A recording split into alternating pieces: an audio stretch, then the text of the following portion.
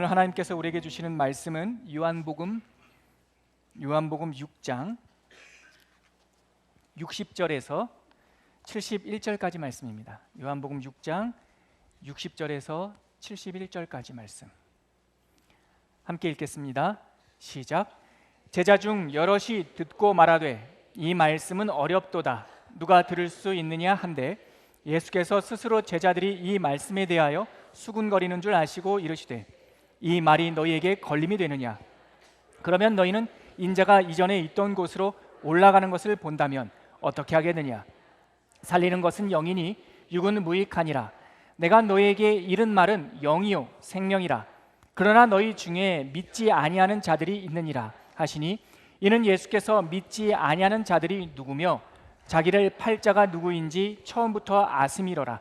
또 이르시되 그러므로 전에 너희에게 말하기를 내 아버지께서 오게 하여 주지 아니하시면 누구든지 내게 올 수 없다 하였노라 하시니라. 그때부터 그의 제자 중에서 많은 사람이 떠나가고 다시 그와 함께 다니지 아니하더라. 예수께서 12 제자에게 이르시되 너희도 가려느냐? 시몬 베드로가 대답하되 주여 영생의 말씀이 주께 있사오니 우리가 누구에게로 가오리까? 우리가 주는 하나님의 거룩하신 자이신 줄 믿고 알았사옵나이다. 예수께서 대답하시되 내가 너희 12를 택하지 아니하였느냐? 그러나 너희 중에 한 사람은 마귀니라 하시니 이 말씀은 가롯 시몬의 아들 유다를 가리키심이라. 그는 12 중에 하나로 예수를 팔 자더라. 아멘. 아버지 하나님, 아버지께서는 우리를 당신의 손바닥에 새기시고 또한 이름으로도 아신다 하셨습니다. 우리가 우리 아버지 되신 하나님 앞에 나왔사오니 우리의 이름을 각각 불러주시고 당신의 생명의 말씀을 듣게 하여 주옵소서. 그 말씀이 나의 말씀 되게 하여 주옵소서. 예수님의 이름으로 기도합니다. 아멘. 요한복음 6장은 성경 전체에서도 손에 꼽히는 굉장히 긴 성경입니다. 71절까지 되어 있는데 5손가락 안에 꼽히는 긴 장이죠. 그래서 우리가 요한복음 6장을 지난 4주 동안 살펴보았고 오늘 그 마지막 단락을 만나고 있습니다. 요한복음 6장에 담긴 메시지는 한 곳에서 이렇게 선포된 설교가 아닙니다. 여러 곳을 다니면서 또 며칠에 걸쳐서 선포된 메시지를 이 요한복음 6장의 한 자락에 담고 있습니다. 처음에 전도 여행을 다녀온 제자들이 피곤하니까 예수님께서 그들을 권하셔서 갈릴리 바다 동쪽편으로 건너가셨죠. 그러면서 6장의 이야기가 시작됐습니다. 그곳에서 오병이어의 사건이 있었고 그 이튿날 예수님과 제자들은 다시 그 갈릴리 바다 서쪽편으로 건너오셨죠. 거기서 사람들을 만나신 후에 다시 북쪽에 있는 가버나움으로 이동하셨어요.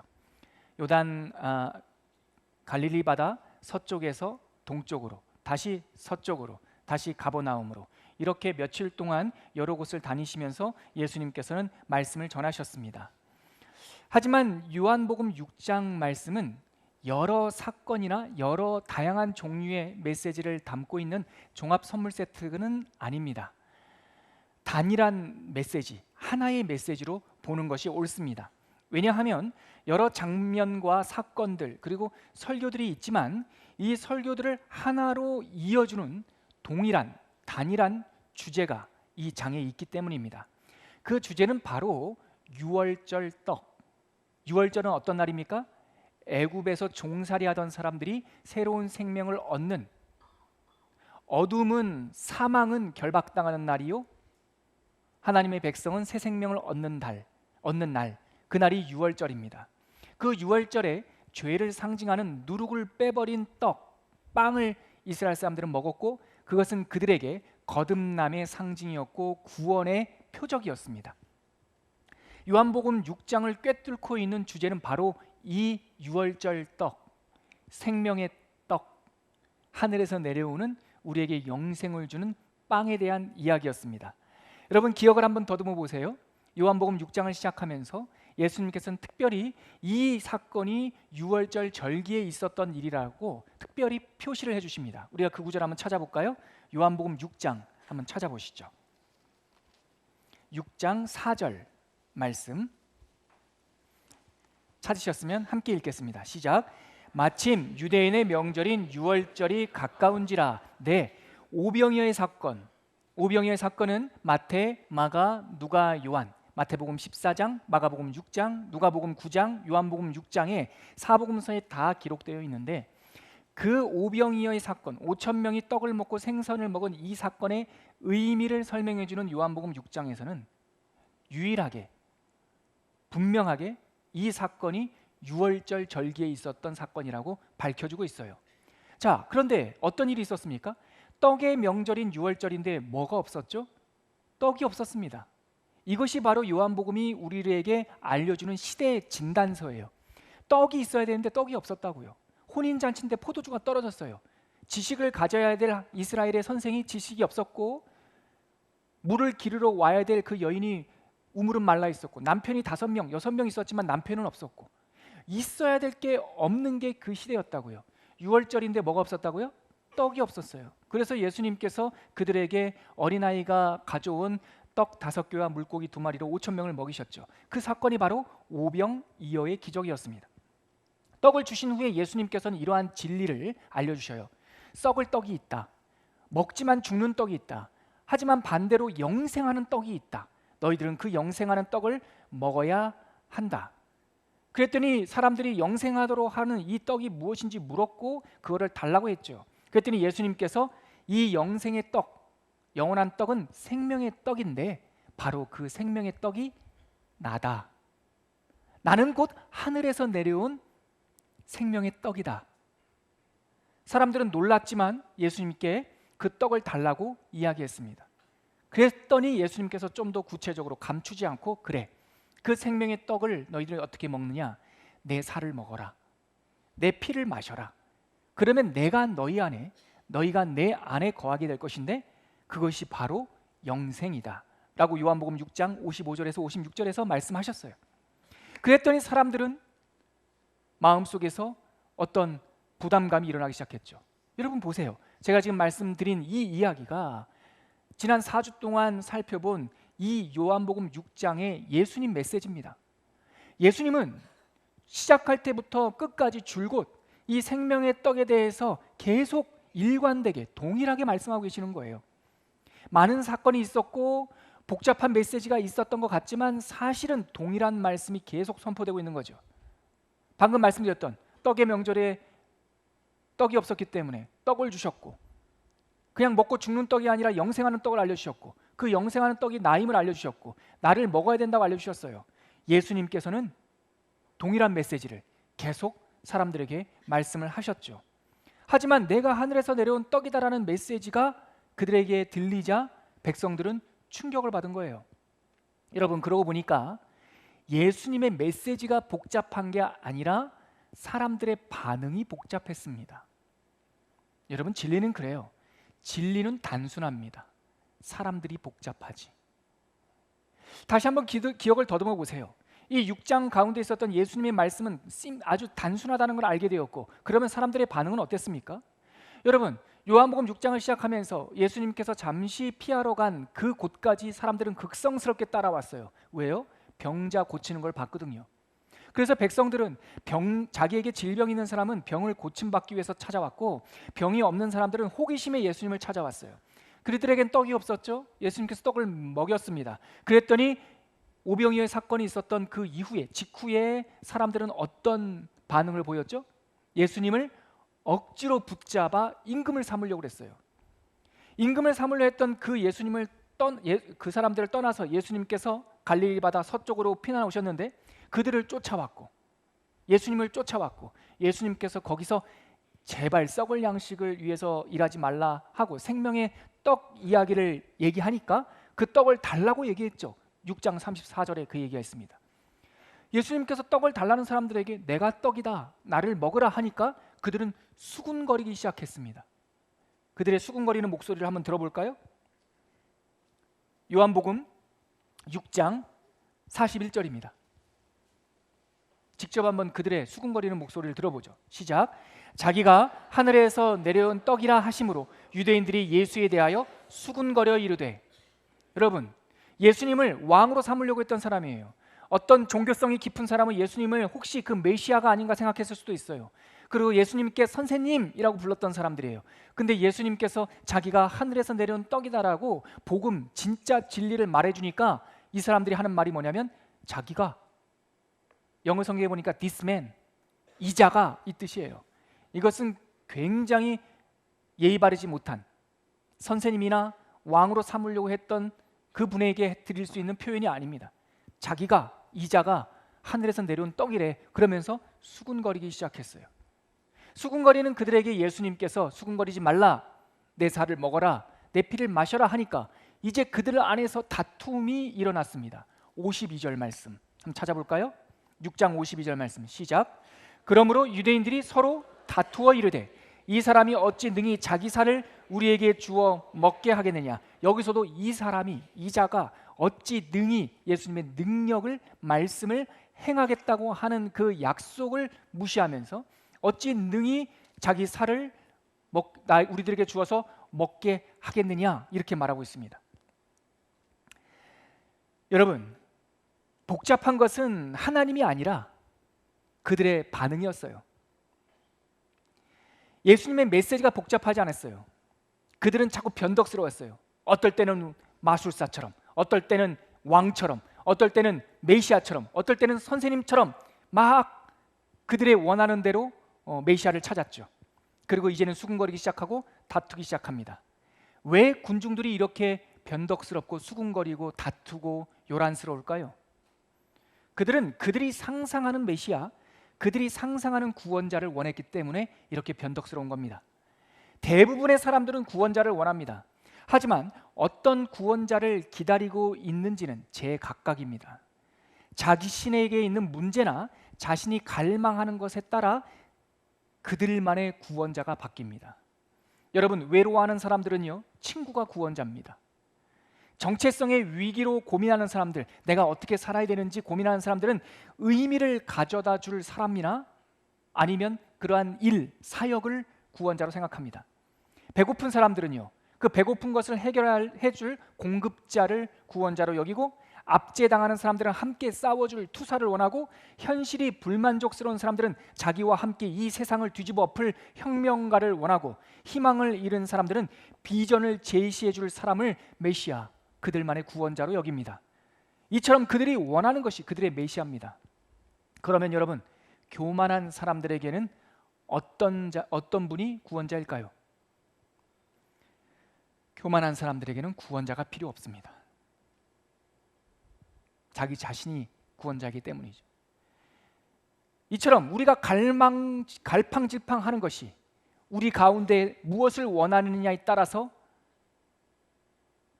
판결이 나는 거죠.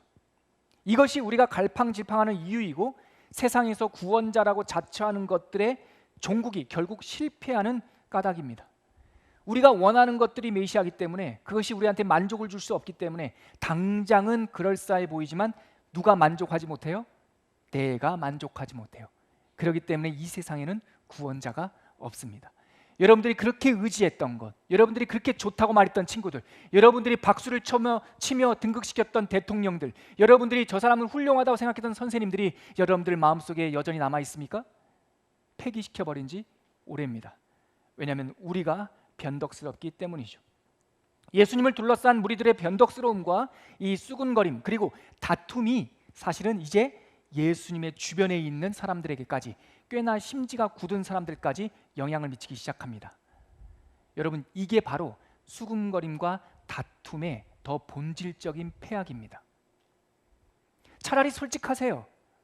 차라리 마음에 안 들면 난 저거 마음에 안 듭니다라고 여러분들의 깜냥에 괜찮으니까 그냥 말하세요. 앞에서는 괜찮습니다, 좋습니다. 뒤에 가서 이 유대인들처럼 수군거리고 다투면 관계와 관계가 깨어져 버립니다. 제가 일부 예배 때는 이런 예화를 들었어요. 하라는 뜻이 아니라 차라리 이게 더 낫다는 뜻이죠. 여러분들이 공동체 생활하다 보면 어느 날 변덕스러운 내 마음 때문에 저기 옆에 있는 어떤 자매가, 그 자매의 머리 스타일이 마음에 안 들 수 있어요. 마음에 안 들 수 있습니다. 그러면 차라리 다른 사람한테 가서 저 김집사 머리 왜 저래? 돈을 그렇게 비싸게 주고 했다는데 왜 저래? 라고 말하지 말고 차라리 그 자매에게, 현정아, 제가 알고 있는 현정이를 말하는 게 아니라 그냥 일반. 현정아, 나 오늘 네 머리 마음에 안 들어. 그냥 그렇게 얘기하세요. 뭐 어쩌라고? 그러니? 그러면 더 좋은 데 좀 소개시켜 줄래라고 하는 답변이 나올 수도 있고, 그러냐? 사실 나도 네 머리 마음에 별로 안 들었어. 이렇게 서로 얘기할 수 있어요. 얘기하다가 웃고 끝날 수 있어요. 그런데 머리 어때? 라고 물어보는 친구에게 괜찮아, 아유 멋지다, 이쁘다, 뒤에 가서 제 머리 왜 저래? 이러면 이게 수군거림이고 다툼이고, 이것이 더 믿음이 심지가 굳은 사람들에게 흘러가요. 그래서 그 사람과 그 이야기를 듣는 사람의 관계를 깨버려요. 세상 사람들, 군중이 수군거리고 다투는 것이 예수님의 제자들까지 영향을 미쳤어요. 여러분, 오늘 그 본문 한번 읽어볼까요? 60절입니다. 같이 읽겠습니다. 시작. 제자 중 여럿이 듣고 말하되, 여러분 여기 보십시오. 제자 중 여럿이 뭐하고 말하되? 뭐를 들었다는 거예요? 예수님의 말씀도 듣지만 수군거리는 거 들었고, 예수님의 말씀의 후반부는 수군거리고 다투는 자들에게 꾸짖는 말씀이었기 때문에 이것을 듣고 말하되 뭐라고 말씀하십니까? 이 말씀은 어렵도다, 누가 들을 수 있느냐 한되. 여러분, 예수님 주변에는요 여러 사람들이 있었어요. 복음이라고 하는 것, gospel이라고 하는 영어는 원래 고대 영어 gospel에서 합성어인데, God이라는 말이 하나님의 뜻도 되지만 good이라는 뜻입니다. good, spell, 말, 소식. 다시 말해서 복음은 good news죠. gospel이죠. 그런데 이 복음에는 날카로운 칼이 있어요. 그래서 이 복음이 정확하게 선포되면, 복음이라는 것은 좁아가지고 탐욕에 비둔한 사람들은 받아들이기가 어려워요.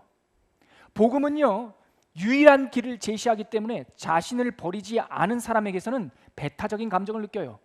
우리가 세상에 살다 보면 많은 사람들이 왜 교회 다니는 사람들은 예수만 구원받는다라고 말하냐, 너무 옹고집 같다라고 말하죠. 어쩔 수 없어요.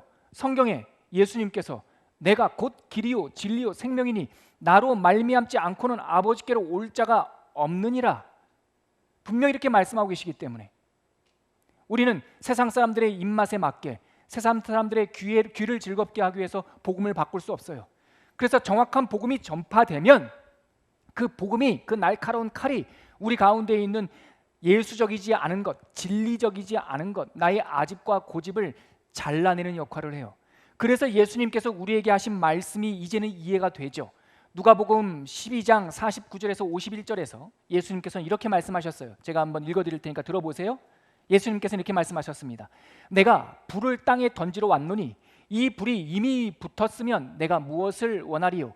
나는 받을 세례가 있으니 그것이 이루어지기까지 나의 답답함이 어떠하겠느냐? 내가 세상에 화평을 주려고 온 줄로 아느냐? 내가 너희에게 이르노니 아니라 도리어 분쟁하게 하려 함이로다. 예수님께서는 좀 뜻밖의 말씀을 하셨죠. 예수님께서는 평화의 사도이면 좋겠는데 예수님께서는 내가 불을 던지러 왔다 그래요. 내가 받을 세례가 있는데, 이것 다시 말해서 죽음과 부활이라고 하는 이 사망 권세를 죽이는 하나님의 대속의 세례가 있기 전에 여러분들이 그 모양으로 있으니까 내가 답답하다.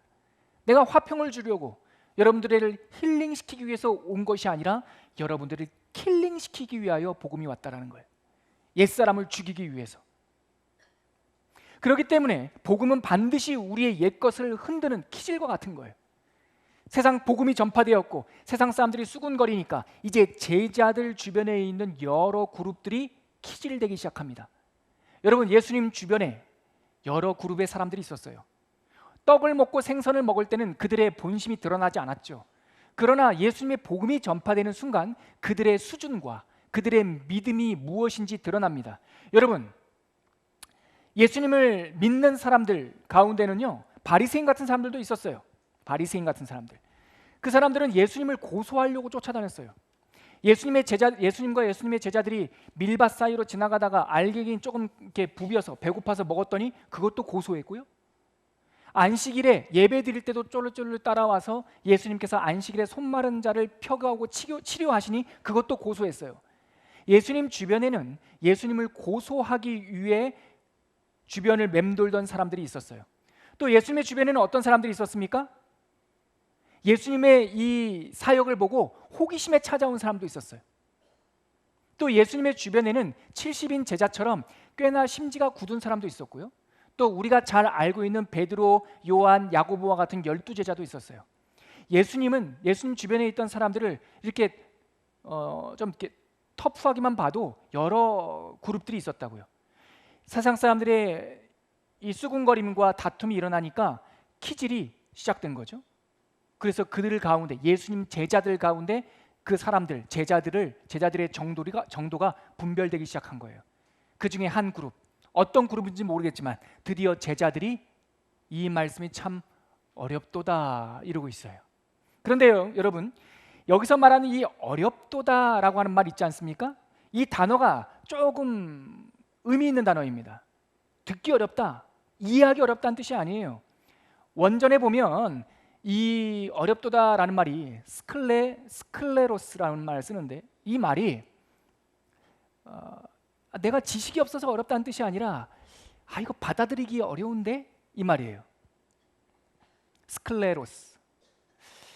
그래서 영어 성경에는 이게 difficult라고 번역하지 않고 hard, 딱딱하다 이렇게 번역되어 있어요.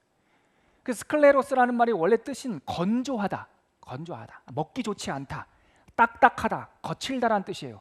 머리로 이해하기 벅차다는 뜻이 아니라 마음으로 받아들이기 어렵다는 뜻이에요. 그래서 영어 성경에서 hard라고 번역을 한 것 같아요. 근데 우리나라 말에 이 스클레로스라는 말과 딱 좋은 번역 단어가 있어요. 이게 뭐냐면 그거예요. 난감하네, 그거예요. 뭐라고요? 이게 영어에는 없지 않습니까? 이게 난감하네, 이거예요. 난감하다.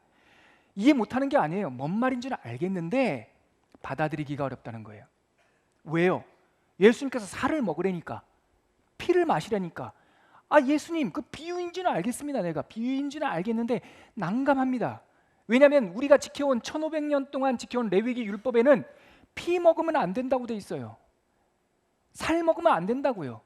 유대인들이 지금까지 지키는 그 코셔라고 하는 유대인 식습관의 핵심은 뭐냐면 고기에서 피 빼는 일이에요. 제가 미국에 살 때 똑같은 마트인데 유대인들만 가는 마트가 있었어요. 거기에 파는 고기는 달라요. 코셔 음식이에요. 피 빼는 일. 그러니까 이 사람들에게 피를 먹는다라고 하는 것은 받아들이기 어려워요. 근데 예수님께서 내 피를 먹어라, 내 피를 마셔라, 내 살을 먹어라 하니까 난감하네 이런 거예요. 어렵다, 받아들이기 어렵다. 여러분, 예수님이 자신들의 머릿속에 품고 있던 생각과 자신의 전통과 자신들이 편하게 받아들였던 유대교라는 울타리 안에만 있어준다면 그들은 예수님을 모세나 선지자처럼 높였을 거예요. 선생님이라고 계속 불렀을 거예요. 그리고 어떤 사람들은 메시아라고 추앙했을 수 있어요. 심지어는 왕으로 삼을 수 있어요. 예수님께서 그들의 울타리 안에만 있어준다면. 그런데 예수님께서 지금 말씀하시는 표현이나 예수님의 사고방식이나 예수님의 메시지가 너무나 부담스러웠던 거예요. 그래서 받아들이기가 너무 난감했던 거예요. 왜 그렇습니까? 그들은 여전히 자신이 주인이기 때문에요. 내가 살아온 종교적 습관이 당신의 메시지보다 더 중요하기 때문에, 자신들이 예수를 선택했다고 생각했기 때문에 이해가 되지 않으면 받아들이지 않고 있는 거예요. 이렇게 부담스러워하는 사람들에게, 난감해하는 사람들에게 예수님께서 물으셨습니다. 61절이에요. 뭐라고 물으십니까? 같이 한번 우리 6장 61절 같이 읽어볼까요? 시작. 예수께서 스스로 제자들이 이 말씀에 대하여 수군거리는 줄 아시고 이르시되 이 말이 너희에게 걸림이 되느냐? 너희에게 걸림이 되느냐? 스캔달라죠. 이게 걸림돌이라는 뜻이에요. 고린도전서에서 사도 바울이 얘기한 복음이 믿는 자들에게는 능력이지만 믿지 않는 자들에게는 걸려 넘어지는 돌이다. 스캔달론 명사로. 이 스캔달렌에서 파생된 우리가 잘 알고 있는 유명한 영어 단어가 있어요. 스캔들, 걸려 넘어지는 돌, 구설수. 이 말이 너희에게 구설수가 되느냐? 이 말에 걸려 넘어진단 말이냐? 여러분, 구설수는요, 사실이냐 아니냐가 중요하지 않아요. 누가 이랬대라고 수군거림과 분쟁이 휘몰아치면 그 상태로 그 사람은 깨어져요. 뭐가 깨어져요? 관계가 다 깨어진다고요. 이 말이 너희들에게 스캔들이 되느냐? 걸리는 돌이 되느냐? 이것도 못 믿는단 말이냐?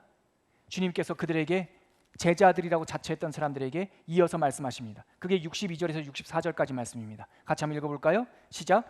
그러면 너희는 인자가 이전에 있던 곳으로 올라가는 것을 본다면 어떻게 하겠느냐? 살리는 것은 영이니 육은 무익하니라. 내가 너희에게 이른 말은 영이요 생명이라. 그러나 너희 중에 믿지 아니하는 자들이 있느니라.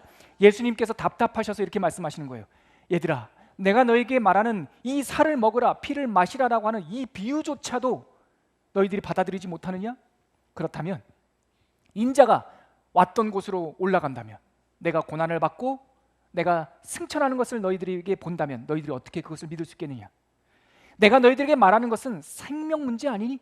푸뉴마, 루아흐, 성령의 생기 문제 아니니? 성령은 바람과 같아서 어디서 와서 어디로 가는지 모르는 거 아니니? 내가 너희들에게 말하는 것은 영의 문제라고, 푸뉴마의 문제라고. 그렇기 때문에 비유할 수밖에 없지. 영은 영으로 아는 거야. 육으로 아는 게 아니야. 그렇기 때문에 내가 너희들에게 말한 것은 영이야, 생명이야. 주님께서 말씀하시는 것은 왜 너희들이 이것을 보지 못하는 줄 아니? 64절, 너희 중에 믿음이 없기 때문이지. 주님께서 이렇게 말씀하고 있는 겁니다. 왜 너희들도 걸려 넘어지느냐? 너희들 가운데 믿음이 없기 때문이지. 그래서 보이지 않기 때문이지. 너희들이 어떻게 생각하고 있기 때문에 믿음이 없는 줄 아니? 그 다음에 주님께서 말씀하십니다. 65절 같이 읽겠습니다. 시작. 또 이르시되 그러므로 전에 너희에게 말하기를 내 아버지께서 오게 하여 주지 아니하시면 누구든지 내게 올 수 없다 하였노라. 왜 너희들이 믿음이 없는 줄 아니? 니네가 선택했다고 믿기 때문이지. 네가 찾아왔다고 믿기 때문이지. 네가 종교를 선택했고, 니네가 초원교회를 선택했고, 니네가 노목사를 선택했고, 니네가 이 상황과 이 나를 선택했다고 믿기 때문이지. 여전히 니네들의 삶의 주인이 너 자신이기 때문에 생명의 이야기, 영의 이야기, 살아나는 생명의 떡의 이야기를 알 수 없단다. 예수님께서는 동일한 메시지를 지금 계속 말씀하고 계시는데 상반된 반응이 일어나고 있는 거예요. 여러분, 예수님을 믿지 않았던 세상 사람들은 그렇게 치자고요. 예수님 제자 안에서 지금 키질이 일어나기 시작했고, 이어지는 말씀을 보니까 66절에서 71절까지 말씀을 보니까 세 종류의 상반된 반응이 나옵니다. 이 반응을 통해서 우리 자신을 들여다보고 우리는 어떤 길을 걸어야 하는지 하나님의 음성을 듣는 아침이 되시기를 바랍니다. 첫 번째, 이 예수님의 믿음 없음, 예수님의 살아있는 떡 메시지를 듣고 어떤 반응이 일어납니까? 먼저 한번 읽어보시죠. 66절 말씀입니다. 같이 읽겠습니다. 시작. 그때부터 그의 제자 중에서 많은 사람이 떠나가고, 무엇입니까? 어떻게 반응합니까? 변절하는 거예요. 아주 공공연하게 예수님을 배신하는 거예요. 떠나버렸어요. 그때로부터 예수님의 제자들이 떠나서 다시는 예수님과 다니지 않았다고요. 여러분, 이러한 키질이 있습니다. 진리의 복음이 전파된다 하더라도 그것을 다 받아들이고 다 믿는 것이 아닙니다. 우리가 복음을 전하고 믿음의 길을 걷다 보면 이런 사람들을 만날 수 있어요. 많은 사람들이 복음을 공공연히 그리고 영원히 거부하는 사람도 있어요. 아무리 설명하거나 애원해도 조금도 달라지지 않을 사람들이 있다고요. 예수님의 이 분명한 복음 메시지를 통해서 사람들이 떠나가는, 심지어 제자들이 떠나갔던 이 장면들을 보면서 사실 미력하지만 제 마음속에 안타까운 마음과 동시에 위로하는 마음이 찾아와요. 왜냐하면 볼품없지만 이 예수의 굿뉴스, 가스펠을 전하는 종으로 부름받은 제가 예전에는 이런 부담감이 있었단 말이죠. 내가 설교 준비를 잘 못하고 복음을 분명하고 설득력 있게 전달하지 못하면 나 때문에 혹시 영혼을 잃어버리지 않을까, 내가 그래서 더 잘 준비해야 되지 않을까, 이러한 염려한 적이 있었습니다. 한 인간에게 나 때문에 사람들이 예수님을 못 믿는 거 아닐까라고 하는 이 부담은 사람이 짊어지기에 어려운 부담감입니다. 근데 여러분, 우리 가운데 아직 아버님이 구원받지 못하고 어머님이 구원받지 못하고 형제 자매가 구원받지 못한 성도 여러분, 우리들 가운데 그런 부담감이 있잖아요. 내가 잘 설득하지 못해서, 내가 잘 복음을 전하지 못해서 그들이 믿지 않는 건 아닐까? 다행히도 여러분, 이 부담감은 사실이 아닙니다. 다른 사람들의 영혼은 저나 여러분들이 얻거나 잃게 할 수 있는 게 아닙니다. 우리는 단지 최선을 다해 굿뉴스, 좋은 이야기, 설득이거나 지옥에 대한 두려움을 심어주는 것이 아니라 굿뉴스, 하나님이 계시다는 것과 하나님이 우리를 사랑하신다는 것과 그리고 천국이 있으며 영원이라는 게 있다는 것, 이 세상이 끝이 아니라는 것을 알려주고 이 영혼과 천국에 들어가고 하나님의 자녀가 되는 권세가 있다는 것을 전하기만 할 뿐, 개개인의 반응, 변절, 이런 것들은 그 사람과 하나님 사이의 문제입니다. 지금 거절하는 사람이 언제 다시 회심할지 모릅니다. 지금 떠나갔지만 예수님께서 구원하시기로 작정하셨으면 언제 또 돌아올지 모릅니다. 내가 낙심하고 내가 포기하고 내가 절망하는 것도 교만입니다. 우리는 단지 굿뉴스를 전할 뿐, 구원의 사건은 우리가 아니라 오직 성령님이 하시는 사역입니다. 예수님께서 전하셨지만 그들은 변절하여 도망갔고, 오순절날 성령이 임하고 베드로와 사도들이 복음을 전했을 때 그 도시에 있는 수천 명의 사람들이 돌아왔습니다. 그 가운데는 변절하고 떠났던 사람들도 아마 있었을 겁니다. 복음이 전해질 때 떠나는 사람들이 있습니다. 두 번째, 어떤 사람들이 있습니까? 그 다음 구절 한번 읽어볼까요? 예수님께서 다 떠나는 사람들의 뒷모습을 보며 제자들에게 이렇게 묻습니다. 67절 시작. 예수께서 12 제자에게 이르시되 너희도 가려느냐? 다 떠나고 12명만 남았어요. 12명에게 예수님께서 물으셨죠. 너희도 가려느냐? 이 말씀 구절은 한번 같이 암송해 볼까요? 너희도 가려느냐? 너희도 가려느냐? 주님께서 우리에게 묻는 거예요. 얘들아, 너희도 가려느냐? 그런데 여기서 이 장면에서 바로 우리 허당 베드로 선생이 등장하는 거죠. 베드로가 갑자기 등장해서 예수님께 대답합니다. 같이 한번 읽어볼까요? 68절과 69절입니다. 시작. 시몬 베드로가 대답하되 주여, 영생의 말씀이 주께 있사오니 우리가 누구에게로 가오리이까? 우리가 주는 하나님의 거룩하신 자이신 줄 믿고 알았사옵나이다. 여러분, 허당 베드로 선생은요 정말 허당이에요. 자주 나서가지고 욕먹고 실수를 많이 했지만 가끔 복음에 탁월한 조교로서 진정한 믿음이 무엇인지 부지중에 드러내기도 합니다. 적어도 베드로는 아는 척하지 않아요. 믿는 척하지 않아요. 예수님의 가르침, 피를 마셔라, 살을 먹어라, 그거를 이해하는 척도 하지 않아요. 단지 예수님을 그냥 꼭 잡고만 있어요. 그가 고백한 영생의 말씀도, 영생의 말씀이 여기 있사오니라고 하는 그 영생이란 단어도 베드로 머리에서 나온 말이 아니에요. 예수님께서 6장 전체에서 계속 하신 말씀이에요. 영생, 영생, 영생. 그거 흉내내고 있는 거예요. 여러분, 믿어지지 않으면 흉내라도 내는 거죠. 그 말씀이 맞기 때문에. 그리고 베드로는 이렇게 말합니다. 우리가 더 이상 갈 곳이 없어요. 영생의 말씀이 여기 있는데 우리가 어디로 가란 말입니까? 갈 곳이 없습니다. 주님, 우리에게는 다른 길이 없습니다. 비록 우리가 다 알아듣지 못할지라도 주님께서 영생의 말씀을 하시니 우리가 믿고 알겠습니다. 두 번째 반응은 뭐냐면 결의, 굳은 결심이에요. 내가 믿어지지 않더라도, 이해되지 않더라도 주님의 말씀에 나를 결박시켜서 묶는 거예요. 창세기 22장의 이삭과 같은 그 결단이에요. 창세기 22장에 나오는 그 이야기를 이스라엘 사람들은 아케다, 결박이라고 하는 이름으로 부릅니다. 뭘 결박했습니까? 이삭이 자기 자신을 결박했습니다. 아버지 나이 115세 이상 됐고 자기는 15살에서 16살 넘어가는 청년이었어요. 소년이었어요. 110세가 넘은 아버지 밀치고 도망갈 수 있어요. 아버지 불도 있고 장작도 있는데 제사 드릴 양은 어디 있습니까? 하나님께서 준비하실 거야. 아버지의 말이 이해가 안 됐어요. 이삭은 하나님의 음성을 듣지 않았어요. 도망갈 수 있어요. 눈치가 있다고요. 그런데 이삭은 도망가지 않아요.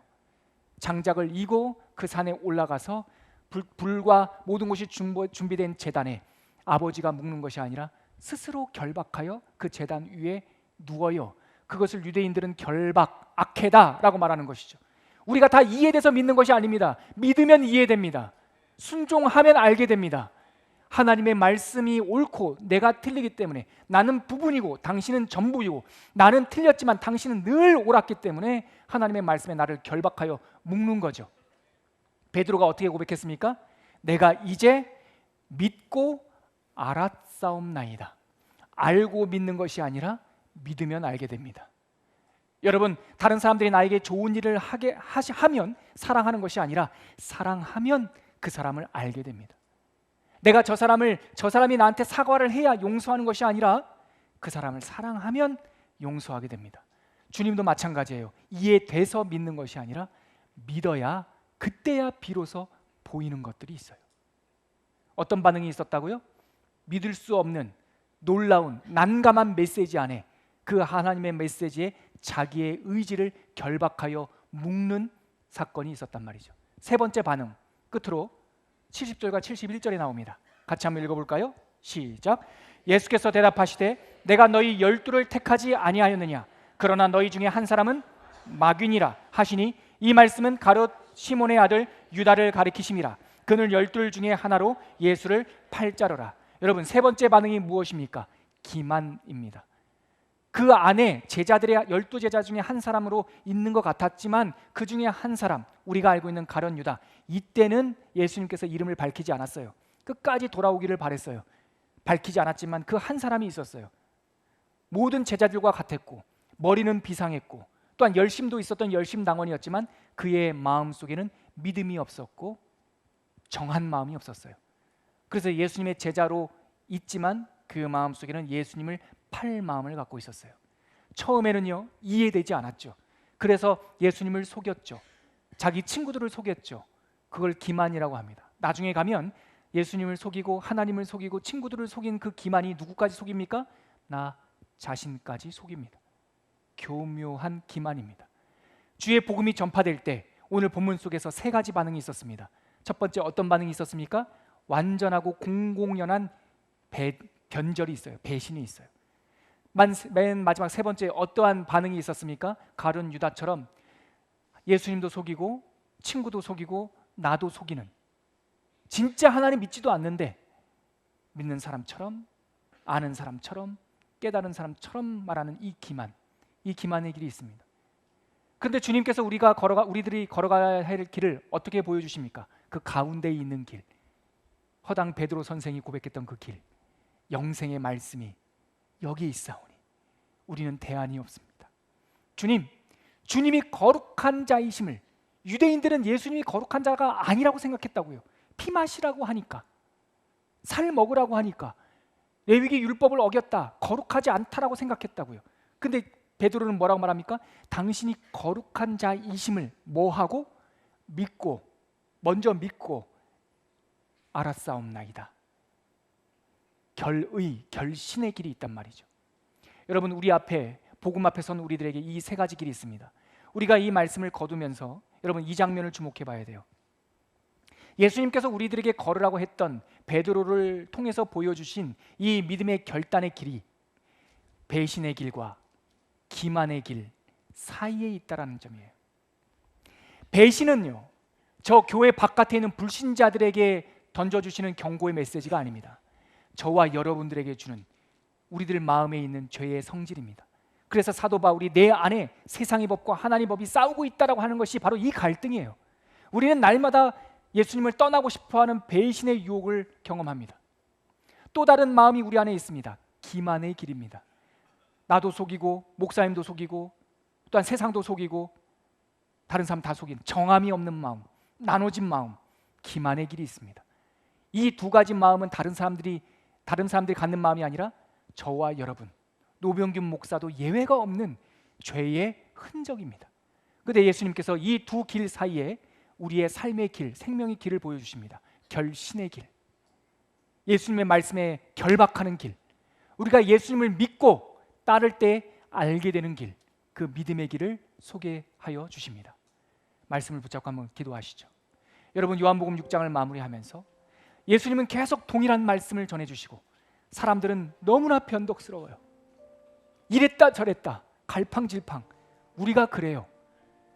심지어 제자들 가운데서도 배신과 기만이 일어나요. 우리는 어느 길을 걸어가야 되겠습니까? 여러분, 배신의 유혹을 극복하시길 바랍니다.